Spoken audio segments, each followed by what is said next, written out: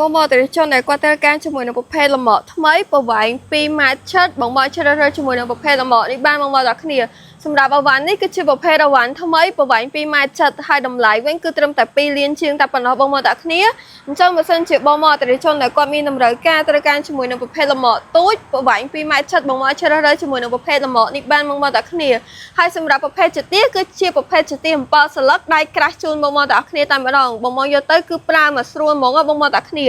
អញ្ចឹងបើសិនជាបងមកអតិថិជនដែលគាត់មានតម្រូវការត្រូវការជាមួយនឹងប្រភេទលម្អខ្នាតទូចប្រវែង2ម៉ែត្រឆិតតម្លៃ2លានជាងបងមកធ្វើការតាក់ទងមកកាន់ហាង6លីមខ្ញុំបានបងមកដល់គ្នា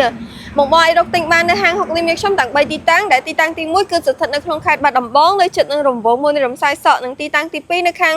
ស្រុកមោរិស័យតមករកម៉ាស៊ីនតង់ភៀបនិងទីតាំងទី3នៅខាងខេត្តកំពង់ធំក្រុងស្ទឹងសែននៅជិតនឹងរង្វង់មូលលោកតាចាឡែឬក៏រង្វង់មូលតា8បងមកដល់គ្នា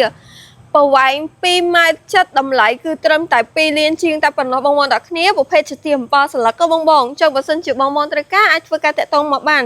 ឬមួយក៏បងអាចសាកសួរព័ត៌មានមុនក៏បានដែរបងអាចធ្វើការឆាតចូលទៅក្នុង Facebook Page 6លីមសាខាបាត់ដំបងឬមួយក៏លេខទូរស័ព្ទដែលយើងបាននៅខាងលើវីដេអូនេះបានបងប្អូនទាំងគ្នាជាប្រភេទលម្អថ្មីតែម្ដងហើយសាច់ដៃគឺប្រភេទដៃក្រាស់បងប្អូនទាំងគ្នាហើយតម្លៃគឺត្រឹមតែ2លានជាងតែប៉ុណ្ណោះបងមកតែគ្នាអញ្ចឹងបើសិនជាបងមកអតិថិជនដែលគាត់មានតម្រូវការអាចធ្វើការតាក់ទងមកបានបងអរគុណជម្រាបលា